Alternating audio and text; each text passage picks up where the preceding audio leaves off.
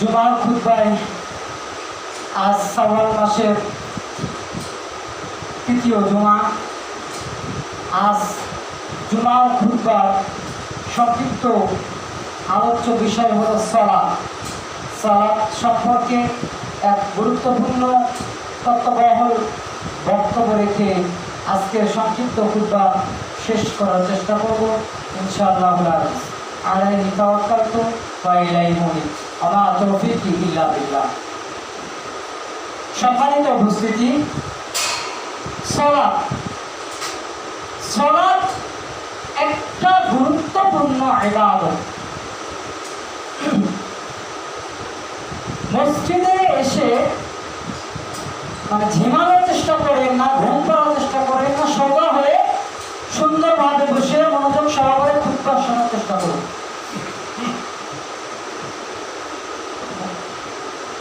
তো সালাত শব্দ অর্থ হলো দোয়া। আপনি সালাত বললে বুঝতে পারেন না, যদি আমি নামাজ বলি তাহলে আপনি বুঝতে পারেন যে নামাজ সম্পর্কে হুজুর আজকে আলোচনা করছে। তো নামাজ, এই নামাজ একটা ফার্সি শব্দ, আমরা তা বাংলাতে ব্যবহার করে থাকি। সালাত শব্দের অর্থ হলো দোয়া, ফিরে আসা, আল্লাহ সুবহানাহু ওয়া তাআলার কাছে আসা, আল্লাহ সুবহানাহু ওয়া তাআলার একজনের গুণকীর্তন প্রশংসা করার নাম হলো সালাত। শরীয়তের পরিভাষায় এই সালাত শব্দের অর্থ আল্লাহ সুবহানাহু ওয়া তাআলার কাছে ধর্ণা দেওয়া, আল্লাহ সুবহানাহু ওয়া তাআলার কাছে নত হওয়া, আল্লাহ সুবহানাহু ওয়া তাআলার কাছে চাওয়া, ক্ষমা চাওয়া, দোয়া করা।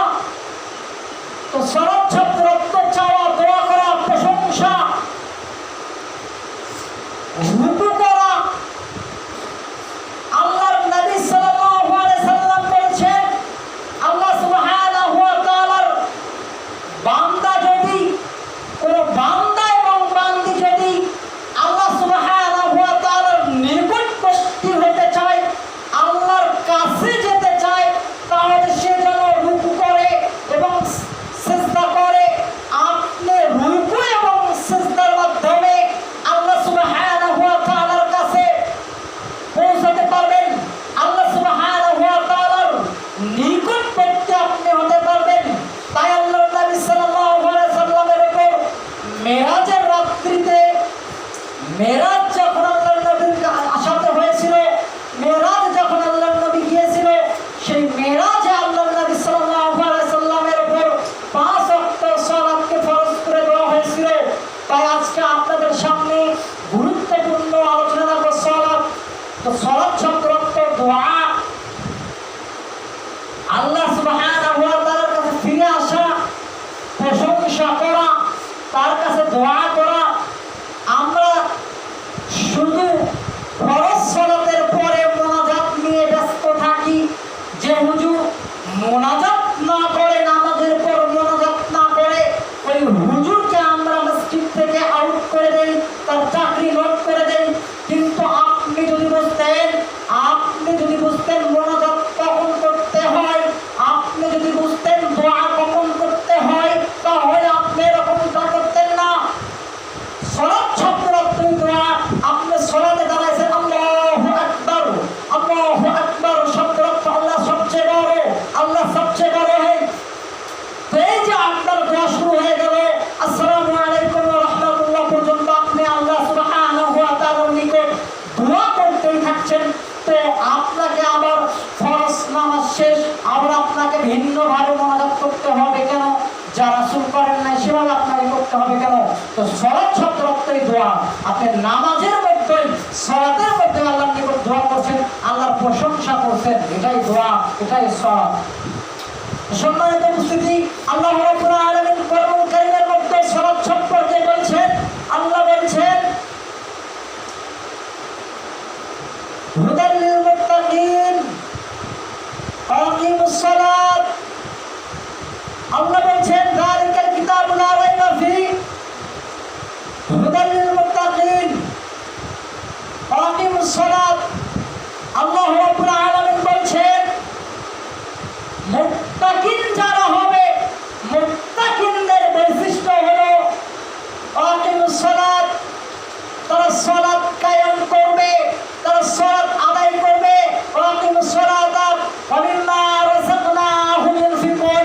আল্লাহ বলছেন মুত্তাকিনদের একটা বৈশিষ্ট্য, যারা মুমিন দাবি করবে, যারা মুসলিম দাবি করবে, যারা বলবে আমি মুসলমানের ঘরের মুসলমান, সে যেন সালাত আদায় করে। ওয়া মিম্মা রাযাকনাহুম ইউনফিকুন, এবং আল্লাহ রাব্বুল আলামিন তাকে যা রিজিক দিয়েছে, তাকে যে খাবার দিয়েছে, তাকে যে রিজিক আল্লাহ সুবহানাহু ওয়া তাআলা দিয়েছেন, সেই রিজিক থেকে মানুষকে ব্যয় করবে, সেই রিজিক থেকে মানুষকে দান করবে। সূরাতুল বাকারা 3 নম্বর আয়াত। আল্লাহ রাব্বুল আলামিন সালাত সম্পর্কে অন্যত্র বলেন, কোরআন কারীম সূরাতুল বাকারা 1 নম্বর পারা 6 নম্বর পৃষ্ঠা 43 নম্বর আয়াত।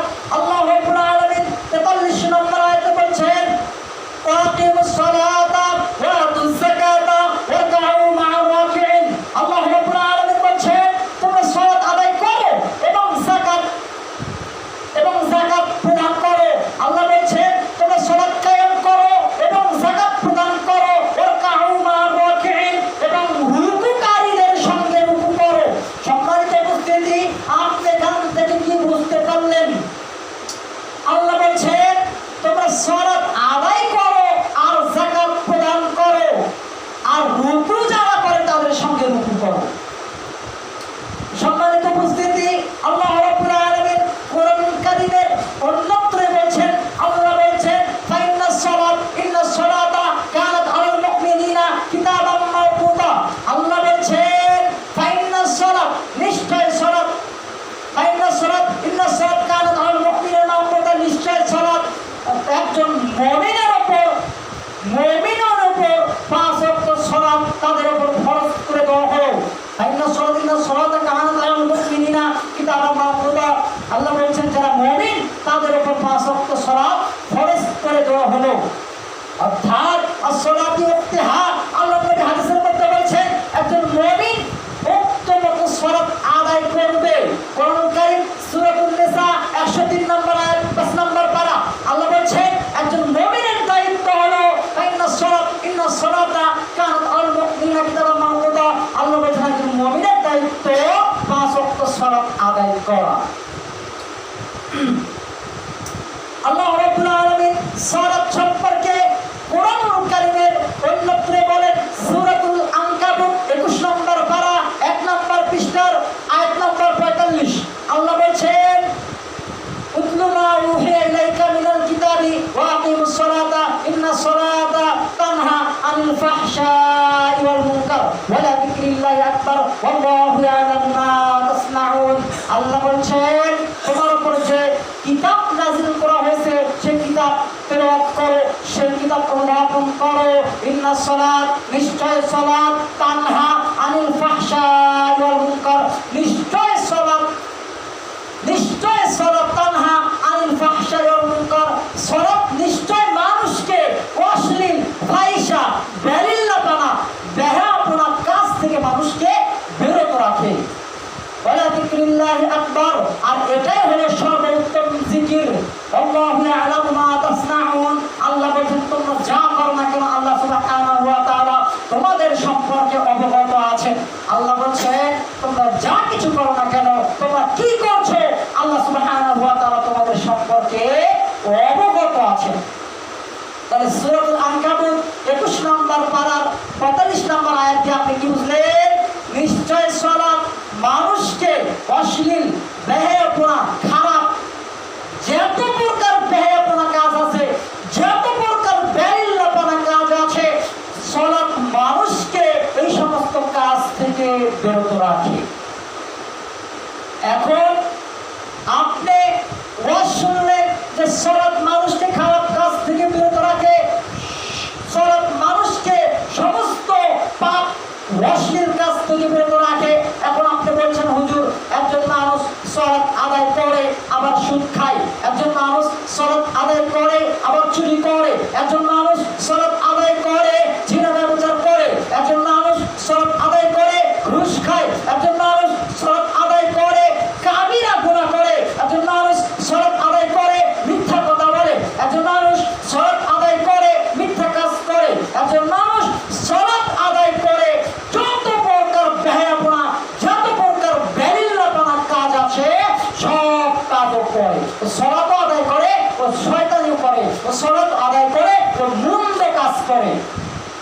তো এই আয়াত এবং হাদিস, আরেকটা হাদিস পড়লে আপনি বুঝতে পারবেন। আল্লাহ নবী সাল্লাল্লাহু আলাইহি সাল্লাম বসে আছেন, একজন সাহাবী আল্লাহ নবী সাল্লাল্লাহু আলাইহি সাল্লামকে বলছেন, আল্লাহ নবী এই ব্যক্তি সালাত আদায় করে, এই ব্যক্তি সালাত আদায় করে, এই ব্যক্তি নামাজ পড়ে আবার চুরিও করে। বলেন তো আল্লাহ নবী সাল্লাল্লাহু আলাইহি সাল্লামের কাছে সাহাবী অভিযোগ করছেন, সাহাবী বিচার দিচ্ছেন একজনের নামে, একজন ব্যক্তির নামে বিচার দিচ্ছেন। আল্লাহ নবী এই ব্যক্তি সালাত আদায় করে, এই ব্যক্তি আবার চুরিও করে। তো আল্লাহ নবী সাল্লাল্লাহু আলাইহি সাল্লাম কখনো ফতোয়া দেন নাই যে ওর সালাত হবে না, কখনো আল্লাহ নবী বললেন না ওর নামাজ বাতিল। আল্লাহ নবী বললেন তাকে ছেড়ে দাও, ও একদিন না একদিন, ও কিছুদিন পর সালাত পড়বে আর চুরি বাদ দিয়ে দিবে।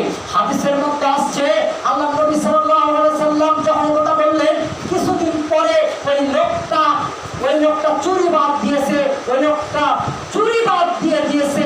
অর্থাৎ এই আয়াতের ব্যাখ্যা হলো ইন্না সালাতা তানহা আনিল ফাহশাই ওয়াল মুনকার, নিশ্চয় সালাত মানুষকে বেহায়াপনা, সমস্ত খারাপ কাজ থেকে, অশ্লীল কাজ থেকে বিরত রাখে। এই আয়াতের ব্যাখ্যা হলো যে হাদিস, আল্লাহ নবী অভিযোগ করলেন আল্লাহ নবীর কাছে সাহাবী, তো আল্লাহ নবী বলে তাকে ছেড়ে দাও, সে কিছুদিন পরে চুরি বাদ দিয়ে দিবে। তো বোঝা গেল কিছুদিন পরে ওই লোকটা চুরি বাদ দিয়েছে। তো এই যে আয়াতের ব্যাখ্যা হয়ে গেল যে নিশ্চয় সালাত মানুষকে চুরি, ঘুষ, সুদ সব কিছু থেকে বিরত রাখে। সালাত মানুষকে সমস্ত পাপ, অশ্লীল কাজ থেকে বিরত রাখে। সম্মানিত উপস্থিতি, সালাত আগে আপনাকে বিশুদ্ধভাবে সালাত আদায় করতে হবে। সালাত আগে আপনাকে সুন্দর করে আদায় করতে হবে, তবে না আপনি চুরি থেকে বাঁচতে পারবেন, তবে না আপনি ঘুষ থেকে বাঁচতে পারবেন, তবে না আপনি সুদ থেকে বাঁচতে পারবেন, তবে না আপনি ডাকাতি থেকে বাঁচতে পারবেন, তবে না আপনি কাজকর্ম থেকে বাঁচতে পারবেন। আপনার সালাত যদি আপনার বিশুদ্ধ না হয়, সালাত যদি আপনার সঠিকভাবে, সঠিক পদ্ধতিতে যদি আদায় না করতে পারে, তাহলে সালাত আদায় করে আপনি চুরি থেকে বাঁচতে পারবেন না, সুদ থেকে বাঁচতে পারবেন না। এটা সালাত মন্দ কাজ থেকে আপনাকে বিরত রাখে। আগে আপনাকে বিশুদ্ধভাবে সালাত আদায় করতে হবে, তাহলে আপনি সুদ, ঘুষ, চুরি, জিনা, ব্যভিচার, ডাকাতি সব আপনি ছেড়ে দিবেন। বিশুদ্ধভাবে সালাত আদায় করতে হবে। তো এবার আসেন আমরা বিশুদ্ধভাবে সালাত আদায় করার একটা হাদিস দেখি। মালিক রাদিয়াল্লাহু তাআলা আনহু থেকে বর্ণিত, তিনি বলেন রাসূলুল্লাহ সাল্লাল্লাহু আলাইহি সাল্লাম বলেছেন, তিনি বলেন একদা আমরা কয়েকজন লোক আল্লাহর নবী সাল্লাল্লাহু আলাইহি সাল্লামের কাছে আসলাম।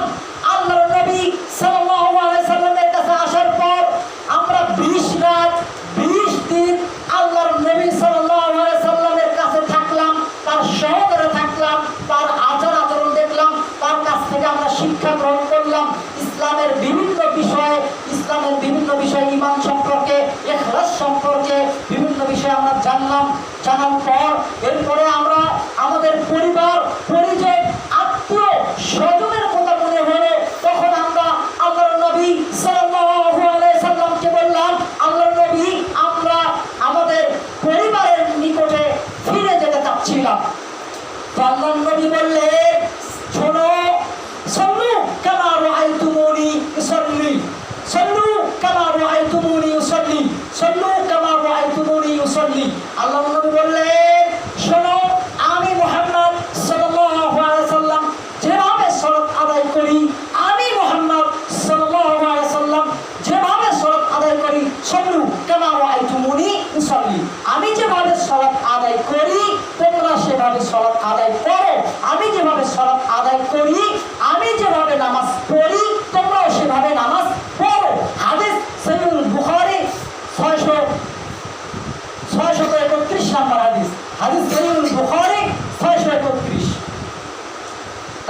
কি বুঝলেন? যখন আপনি আল্লাহর নবী সাল্লাল্লাহু আলাইহি সাল্লামের পদ্ধতিতে নিয়ম নীতিতে সালাত আদায় করবেন, তখনই আপনার সালাত আপনাকে মন্দ কাজ থেকে বিরত রাখবে, তখনই আপনার সালাত আপনাকে ফাহিশা কাজ থেকে, অপকর্ম থেকে, সুদ ঘুষ থেকে, জিনা ব্যভিচার থেকে আপনাকে দূরে রাখবে। তো সম্মানিত উপস্থিতি, আজকে আমরা আল্লাহর নবী সাল্লাল্লাহু আলাইহি সাল্লামের পদ্ধতিতে সালাত আদায় করছি না, আমরা সালাত আদায় করছি ইমামদের পদ্ধতিতে, আমরা সালাত আদায় করছি হুজুরদের পদ্ধতিতে, আমরা সালাত আদায় করছি ইমাম আবু হানিফা রাহমাতুল্লাহ আলাইহির পদ্ধতিতে, আমরা সালাত আদায় করছি ইমাম শাফিঈর পদ্ধতিতে, আমরা সালাত আদায় করছি ইমাম মালিক রাহমাতুল্লাহ আলাইহির পদ্ধতিতে, আমরা সালাত আদায় করছি ইমাম আহমদ ইবনে হাম্বলের পদ্ধতিতে।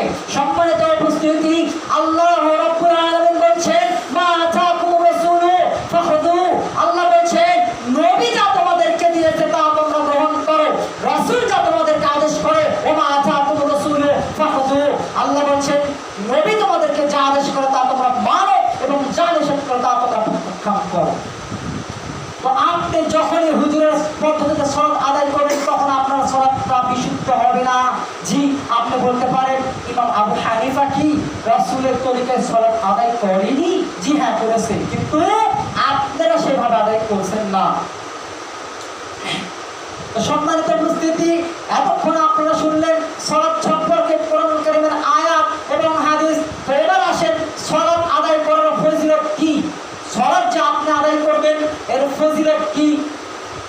আবু হুরায়রা রাদিয়াল্লাহু তাআলা আনহু থেকে বর্ণিত, তিনি বলেন রাসূলুল্লাহ সাল্লাল্লাহু আলাইহি সাল্লাম বলেছেন, পাঁচ ওয়াক্ত সালাত এক জুমা থেকে আরেক জুমা, এক রমাদান থেকে আরেক রমাদান পর্যন্ত যত গুনাহ আপনার হয়েছে, যত সগীরা গুনাহ আপনার হয়েছে, যদি আপনার কাবিরা গুনাহ না থাকে, যদি আপনার বড় ধরনের কোনো গুনাহ না থাকে, তাহলে সব গুনাহ আপনার এই সালাত এবং জুমার নামাজ এবং সিয়ামের মাধ্যমে আপনার সব গুনাহ আল্লাহ সুবহানাহু ওয়া তাআলা ক্ষমা করে দিবেন।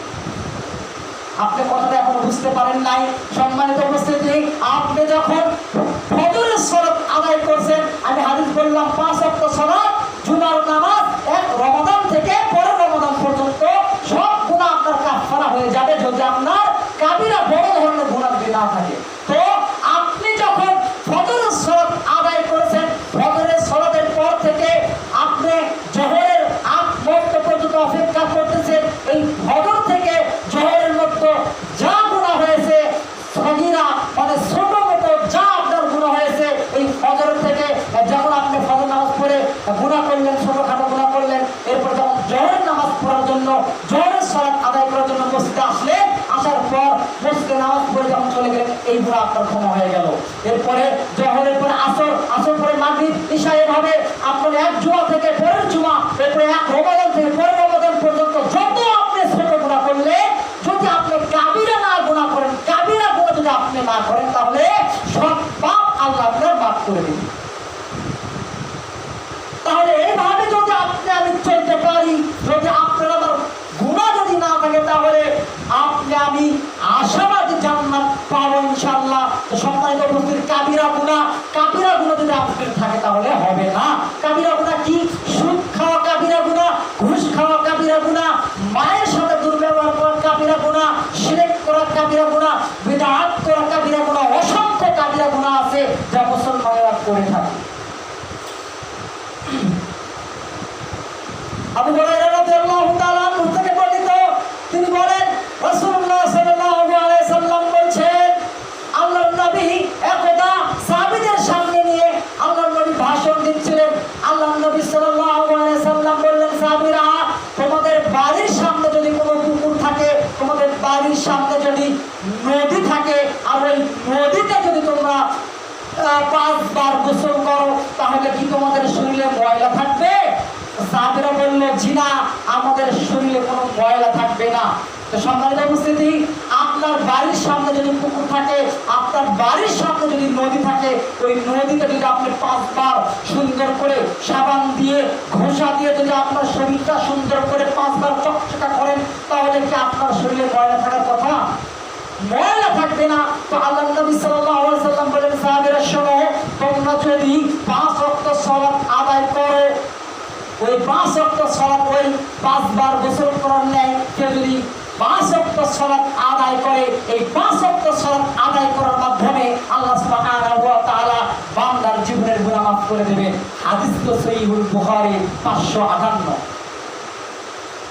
5 ওয়াক্ত সালাত আদায় করার মাধ্যমে বান্দার সব গুনাহ আল্লাহ সুবহানাহু ওয়া তাআলা মাফ করে দেবেন। সম্মানিত উপস্থিতি, এই হলো সালাত আদায় করার ফজিলত। আপনি যে সালাত আদায় করবেন, এটা তার ফজিলত। আরেকটা হাদিস বলি, আনাস রাদিয়াল্লাহু তাআলা আনহু থেকে বর্ণিত, তিনি বলেন, আমি রাসূলুল্লাহ সাল্লাল্লাহু আলাইহি ওয়াসাল্লামের কাছ থেকে শুনেছি, আউয়ালু মা ইউহাসাবু বিহিল আবদু ইয়াওমাল কিয়ামাতিস সালাহ। আনাস রাদিয়াল্লাহু তাআলা আনহু থেকে বর্ণিত বলেন, রাসূলুল্লাহ সাল্লাল্লাহু আলাইহি ওয়াসাল্লাম বলেছেন, কিয়ামতের ময়দানে, কিয়ামতের দিন সর্বপ্রথম বান্দার যে হিসাব হবে, সর্বপ্রথম বান্দার যে আমল গ্রহণ করা হবে তা হলো সালাত, তা হলো নামাজ। কাল কিয়ামতের ময়দানে আল্লাহ রাব্বুল আলামিন আপনার কাছ থেকে যে হিসাব নেবেন, যে নিকাশ নেবেন, যে তথ্য আপনার কাছ থেকে আল্লাহ জানতে চাবেন, যে কথা আপনাকে আল্লাহ সুবহানাহু ওয়া তাআলা জিজ্ঞাসা করবেন, তা হলো সালাত। আপনার যদি সালাত গ্রহণযোগ্য হয়, তাহলে আপনার সব ইবাদত গ্রহণযোগ্য হবে। যদি আপনার সালাত যদি গ্রহণযোগ্য না হয়, তাহলে আপনার কোনো ইবাদত গ্রহণযোগ্য হবে না। যদি আপনার সালাত গ্রহণযোগ্য না হয়, তাহলে আপনার সব আমল বাতিল। আপনি সালাত পড়েননি, কিন্তু আপনি রমাদান মাসের সিয়াম ঠিকই পালন করছেন। আপনি সালাত পড়েননি, আপনি যাকাত দিয়েছেন। আপনি সালাত পড়েননি, আপনি হজটাও ঠিকভাবে করেছেন। আপনি সালাত পড়েননি, আপনি ইসলামের বিভিন্ন হুকুম আহকাম, আপনি ইসলামী শরীয়তের বিভিন্ন হুকুম আহকাম, সব কিছু ইসলামের নিয়ম নীতি সব কিছু পালন করেননি। আপনি কালেমা পড়ে সালাতটা আদায় করেননি, তাহলে কাল কিয়ামতের ময়দানে আপনার সব আমল বাতিল হবে, শুধু সালাত আদায় না করার কারণে।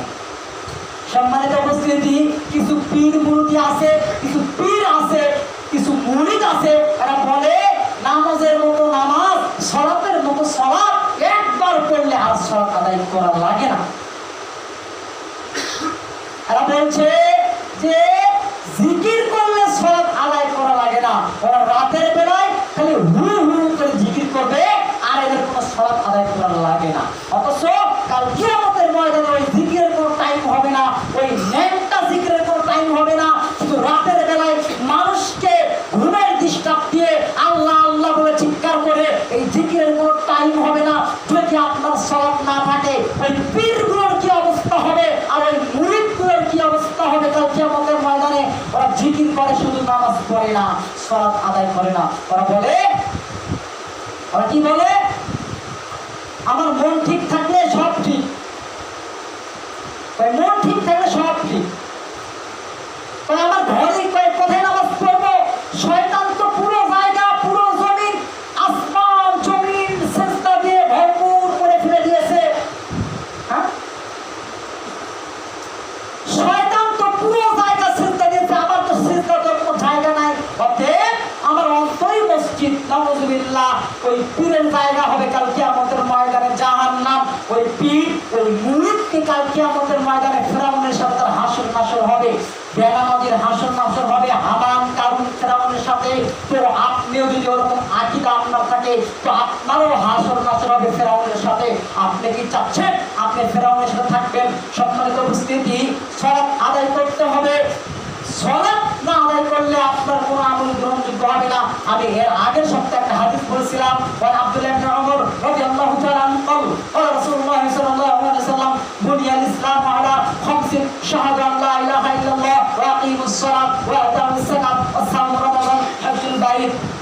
আব্দুল্লাহ ইবনে ওমর রাদিয়াল্লাহু তাআলা আনহু থেকে বর্ণিত, তিনি বলেন রাসূলুল্লাহ সাল্লাল্লাহু আলাইহি ওয়াসাল্লাম বলেছেন, ইসলামের 5টি স্তম্ভ রয়েছে, ইসলামের 5টি ভিত্তি রয়েছে। তার মধ্যে একটা ভিত্তি হলো শাহাদাত, তার মধ্যে একটা ভিত্তি হলো ঈমান কালেমা। তারপরে ঈমানের পরে যে আপনি যে মুসলমান হয়েছেন, একটা হিন্দু যদি মুসলমান হয়, একটা হিন্দু যদি ধরেন দিনের বেলা 12টার সময় যদি মুসলমান হয়, ও 12টার সময় যদি মুসলমান হওয়ার পরে যদি ও 12:15 মৃত্যুবরণ করে, তাহলে ওই হিন্দু কালেমা পড়ার পরে মুসলমান হওয়ার পরে 12:15 মৃত্যুবরণ করার পরে ও জান্নাতে যাবে। কেননা ও সালাতের কোনো নামাজ পড়ার কোনো টাইম পায়নি।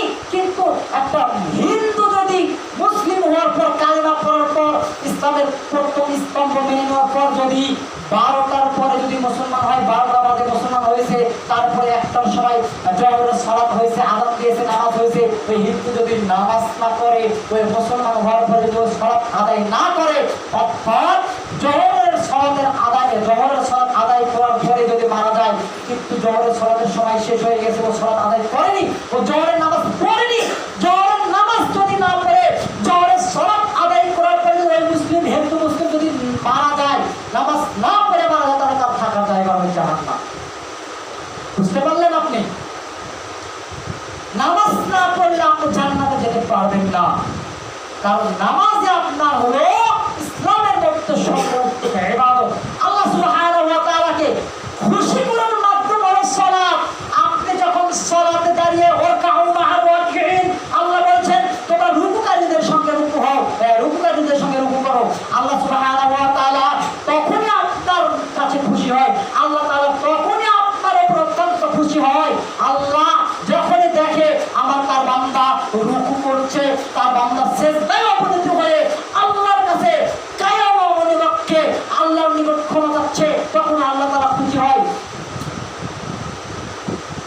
আমাদের সামনে রাদিয়াল্লাহু তাআলা আনহু থেকে বর্ণিত, তিনি বলেন রাসূলুল্লাহ সাল্লাল্লাহু আলাইহি সাল্লাম বলেছেন, আল্লাহ তাআলা তার ওই সমস্ত বান্দার উপর খুশি হয়, একজন রাখাল যখন পাহাড়ের চূড়ায় উঠে যখন ওই রাখাল আযান দেয়, আযান দেওয়ার পরে যখন সালাতের সময় হয়, তখন সালাত আদায় করে আল্লাহ সুবহানাহু ওয়া তাআলা ফেরেশতাদেরকে ডাক দিয়ে বলেন, ফেরেশতারা শোনো, আমার বান্দা আমাকে দেখেছে কি?